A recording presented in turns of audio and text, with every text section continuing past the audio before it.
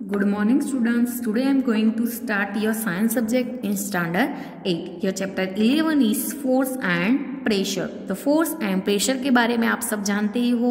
तो first paragraph में क्या है कि in class 7 you have learned how objects move. Do you recall how we can decide whether an object is moving faster than the other? What does the distance moved by an object in unit time indicate? You also know that a moving object like a ball rolling on the ground slows down. Sometimes it may change its direction of motion. It is also possible that the ball may slow down and also change its direction. Have you ever wondered what makes an object slow down or go faster or change its direction of motion? तो क्या है कि in class 7 you have learned how object move. आपने class 7 में वो पढ़ा है कि कोई भी ऑब्जेक्ट्स कैसे मूव होते हैं. तो you have learn how object कैसे मूव होता है. तो डू यू रिकॉल, आपको रिकॉल करना है कि how we can decide whether an object is moving faster than the other. हमने कैसे ऐसे डिसाइड किया था कि कोई भी ऑब्जेक्ट दूसरे अदर से कैसे मूविंग फास्ट होता है वो. तो what does a distance moved by an object in unit time indicate? तो you also know that a moving object like a ball rolling, वो आप भी जानते हो कि ऑब्जेक्ट यानी कि कौन सा ऑब्जेक्ट के बारे में बताया है, बॉल का ऐसा होता है ना वो. तो क्या है कि you also know that a moving object like a ball rolling, जो बॉल रोलिंग होता है ऐसे मूविंग होता है कि नहीं. On the ground slow down, slow वो ग्राउंड पर कैसे मूविंग होने के बाद स्लोली डाउन होता है कि नहीं. Sometimes it may change its direction of motion, वो क्या करते हैं उसकी डायरेक्शन क्या कर देते हैं, चेंज कर देते हैं. तो sometimes it may change its direction of motion, motion की डायरेक्शन क्या हो जाती है, चेंज हो जाती है, ऐसे स्लो होता है. तो it is also possible that the ball may slow down and also change its direction. ऐसा होता है कि नहीं, स्लो डाउन हो जाता है तो उसकी डायरेक्शन चेंज हो जाती है. Have you ever wondered it, आपने कभी ऐसे वंडर्ड इट किया है कि what makes an object slow down और गो फास्टर और change its direction of motion. तो देखते हैं कि let us recall some of our every, क्या है कि some of our everyday experience. What do you do to make a football move? So what do you do to making a moving ball move faster? How does a goalkeeper stop a ball? How do fielders stop a ball hit by a batsman? A hockey player changes the direction of the moving ball with a flick of the stick. Figure 11.1 के A में आपको goalkeeper जो है वो saving गोल है. B में क्या है, जो हॉकी प्लेयर है वो फ्लिकिंग बॉल को क्या करते हैं, फ्लिकिंग करते हैं. एंड सी में क्या है कि फील्डर स्टॉपिंग अ बॉल, जो फील्डर होता है वो क्या करते हैं, बॉल को ऐसे स्टॉपिंग करते हैं कि नहीं. तो आपको तीनों फिगर में बताया है, ठीक है, ए बी सी करके. फर्स्ट में क्या था, तो गोलकीपर है वो गोल को क्या कर रहे हैं, सेविंग का है, गोलकीपर सेविंग अ गोल. सेकंड में है hockey player flicking a ball को क्या कर रहे हैं, फ्लिकिंग. एंड थर्ड में क्या है, जो फील्डर है वो बॉल को क्या कर रहे हैं, ऐसे स्टॉपिंग करते हैं कि नहीं. आपने क्रिकेट खेली होगी तो क्या है उसमें, in all this situations the ball is either made to move faster और स्लोअर और its direction of motion is changed. क्या है कि लेटेस्ट रिकॉल, आपको रिकॉल करना है सम ऑफ एवरीबॉडी एक्सपीरियंस, सारे एक्सपीरियंस को, हमारे सारे एक्सपीरियंस को रिकॉल करना है. What do you do make a football move, ऐसे सारे हमें जो फील्डर्स होता है, how do fielder stop a ball कैसे फील्डर स्टॉप करते हैं, ball hits by a batsman का. Hockey player changes the direction of the moving ball with a flick of its sticks. तो इन ऑल दिस सिचुएशन, ये सारे situation में the ball is either made to move faster और slower. जो ball है वो may be faster भी होता है और स्लो भी होता है. और इस डायरेक्शन ऑफ मोशन इज, जो उसकी डायरेक्शन होती है मोशन की वो क्या हो जाती है, चेंज भी हो जाती है, ठीक है. तो क्या है कि in all this situations the ball is either made to move faster और स्लोअर और its direction of motion is क्या हो जाता है, changed. We often say that a force has been applied on a ball when it is kicked.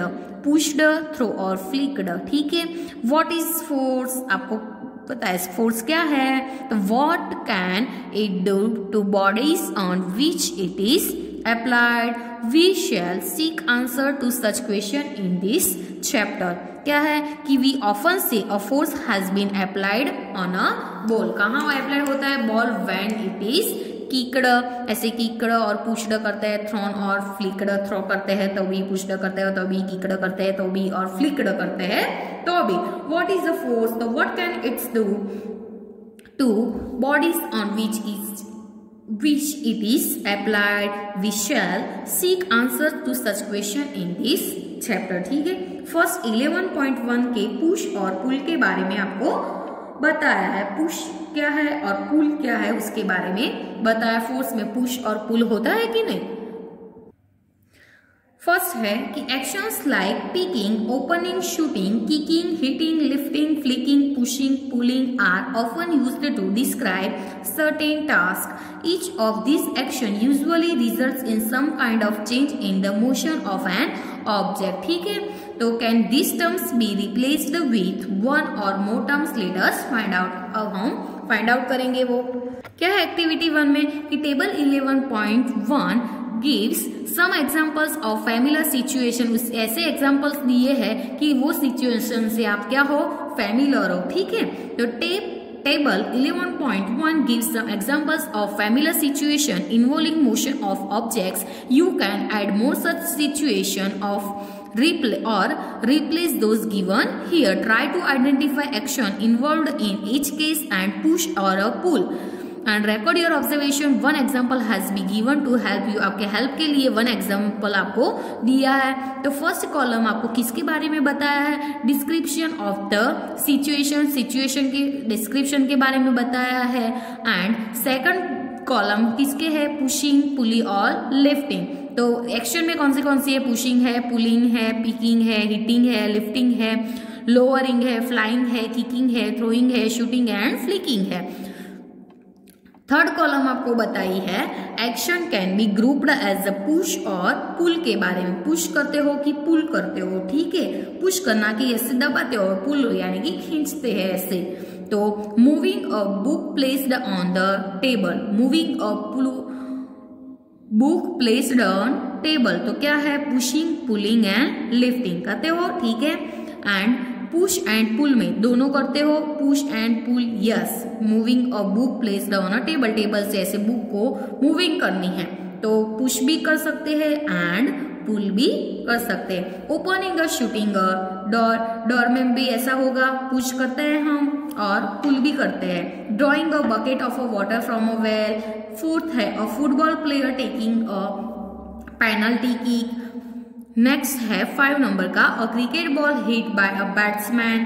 6 number का है moving a loaded card and 7th है opening a drawer. तो ये सारी एक्टिविटी है, इससे आप फैमिलियर ही हो। उसमें क्या करना है हमें, एक्शन कौन सी करनी है। Action can be grouped as push और पुल। पुश यानी कि कोई ऐसे प्रेशर वो, एंड पुल यानी कि जो खींचते हैं वो, तो वो हमें ऐसे करना है। ठीक है, आगे आएगा आपके पुश एंड पुल के बारे में सारा। ठीक है, do you notice that each of this the action group can be grouped as pull और अ पुश और अ बोथ। पुल और पुश दोनों बोथ ऐसे। Can we infer from this that to move an object it has to be pushed और pulled. तो in science क्या है कि इन साइंस पुश और पुल और N object is called force. वो क्या है, कोई भी ऑब्जेक्ट का ऐसे हम पुश और पुल करते हैं वो क्या है, उसको हम क्या बोलेंगे, फोर्स। तो इन साइंस अ पुश और a pull on an object is called a force. Thus we can say that the motion imparted to objects was due to the action of a force. When does a force come into play? Let us find out. वो find out करेंगे। I learned in class 6 that a magnet attracts a piece of iron. ऐसे ion के piece पर magnet attract होता है कि नहीं, उसके बारे में हमने क्लास 6 में पढ़ा है कि नहीं। तो I learned in class 6 that a magnet attracts a piece of iron towards its attraction, also a pull. What about repulsion between similar poles of two magnets? So is it a pull or a push? तो तो उसके सारे examples के बारे में हम देखेंगे। 11.2 में क्या है, forces are due to an interaction, ठीक है। तो suppose a man is standing behind a stationary car, जो आपको पता है क्या है, सपोज है a man is standing behind, किसके बिहाइंड, स्टेशनरी कार के बिहाइंड स्टैंडिंग है। फिगर 11.2 के ए में आपको बताया कि a man standing behind a stationary car, ठीक है। Will the car move due to his presence, suppose the man now begins to push the car, वो आपको क्या करना है, ऐसे वो क्या करता है, वो पुल नहीं करता, पुल करता है, नो, क्या करता है, पुश करता है। जो मैन है वो क्या करता है, जो स्टेशनरी कार है उसको क्या करते हैं, पुश करते हैं, नॉट पुल, ठीक है। A car being pushed by a man, वो आपको फिगर 11.2 में बताया है, that is he applies force on it, वो उसके ऊपर क्या करते हैं, फोर्स अप्लाइज करते हैं। The car may be begin to move in the direction of the applied force, क्या वो ऐसे पुश करते हैं तो वो क्या हो जाएगी, जो कार है वो मूव होने का ऐसा स्टार्ट हो जाएगा। Not that the man has pushed the car to make it move, क्या करना है आपको, नोट करना है कि man has to push the car to make it move, क्या किया उसने, मूव होने के लिए क्या किया, कार को ऐसे पुश किया। तो 11.3 क्या आपको बताते हैं, 3 situations that may be familiar to you, वो सिचुएशन से आप क्या हो, फैमिलियर हो। तीनों सिचुएशन में, फर्स्ट सिचुएशन में क्या है, वो इज पुशिंग वूम, सेकंड है कि वो इज पुलिंग वूम, एंड थर्ड है वो इज पुलिंग वूम, ठीक है। तो देखते हैं हम, फर्स्ट है कि फिगर 11.3 शोज क्या है, कि figure 11.3 shows 3 situation that may be familiar to you. Can you decided who is pulling and who is pushing in this cases, आपने ऐसा डिसाइड किया कि ये केस में कौन पुलिंग करता है और पुशिंग करता है। तो इन फिगर 11.3a वो इज पुशिंग वो, तो both girls appear to push each other while two pair of the girls in figure 11.3, दोनों क्या करती है, इसमें पुश करते हैं और इसमें आपको पता है ये दोनों इसमें क्या करते हैं, दोनों ऐसे पुश करते हैं और इसमें दोनों क्या करते हैं, ऐसे पुल करते हैं। तो क्या है कि both the girls appear to push each other while the pairs of the girls figure 11.3 के बी में are trying to pull each other, ठीक है। Similarly the cow and the man, जो मैन है वो क्या करता है, काउ को 11.3 में आपको दिखता है कि टू पुल ईच अदर, ऐसे काउ को पुल करता है कि नहीं। The girls in the 2 situation shown here are applying force on each other, it is also true for the man and the cow. आपको अब समझ में आना चाहिए कि पुश को किसको बोलते हैं और पुल ये क्या करता है, काउस को मैन क्या करता है, पुल करता है, इसमें भी क्या करता है, पुल करता है। इसमें मैन ने क्या किया, पुश किया, पुल नहीं किया है, ठीक है। तो पुश और पुल का यही है man. The girls in the 2 situations shown here are applying force on each other. It is also true for the man and the cow. तो from these examples, ये examples में क्या है कि we can infer that at least 2 objects must interact for a force to come into play. Thus, an interaction of one object with another object results in a force between 2 objects.